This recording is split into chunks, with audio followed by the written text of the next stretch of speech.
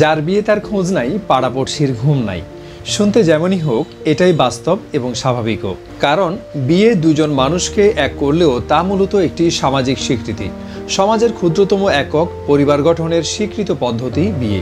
যে দেশ বা সমাজই হোক না কেন, প্রাচীন এ প্রথাই এখনও পরিবার গঠনের মূল ভিত্তি হিসাবে বিবেচিত। ফলে বিয়েকে কেন্দ্র করে পাড়াপড়শিদের ঘুম হারাম হওয়াটা অস্বাভাবিক নয়। তেমনি একটি বিয়ের খবর দেব এখন, যেটি নিয়ে অনেকের নাকি ঘুম হারাম হয়ে গেছে। দর্শক, আমার সাথে যুক্ত হওয়ার জন্য সালাম ও শুভেচ্ছা। রাজবাড়ির গোয়ালন্দে ৭৫ বছর বয়সে বিয়ের পিঁড়িতে বসলেন মোহাম্মদ আনোয়ার মোল্লা ওরফে আনু মোল্লা নামের এক বৃদ্ধ। জীবনের শেষ বয়সে এসে তার বিয়ের পিঁড়িতে বসা নিয়ে এলাকায় চলছে নানা আলোচনা ও সমালোচনা। সম্প্রতি আনু সুফিয়া দম্পতির বিয়ের একটি ছবি সামাজিক যোগাযোগ মাধ্যমে ছড়িয়ে পড়লে নেটিজেনরা তাদের শুভকামনা জানাচ্ছেন। আনু মোল্লা দৌলতদিয়া ইউনিয়নের শামসু মাস্টারের পাড়া এলাকার বাসিন্দা।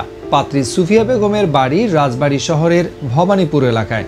আনু মোল্লা ৩ সন্তানের জনক হলেও সুফিয়া বেগমের কোনো সন্তান নেই বলে জানা গেছে সম্প্রতি আগের পক্ষের ছেলে মেয়ে ও এলাকাবাসীর উপস্থিতিতে তাদের বিয়ে সম্পন্ন হয়। পাত্রী সুফিয়ার বয়স ৪০ বছর।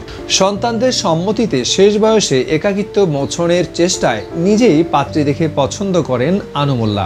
মোহাম্মদ আনোয়ার মোল্লার এটাই তৃতীয় বিয়ে। আনু মোল্লার প্রতিবেশী মইনুল হক জানিয়েছেন, আনু মোল্লা এর আগে 2টি বিয়ে করেছিলেন। তার প্রথম স্ত্রী মারা যান 3 বছর আগে। এরপর তিনি নিজের পছন্দে দ্বিতীয় বিয়ে করেন।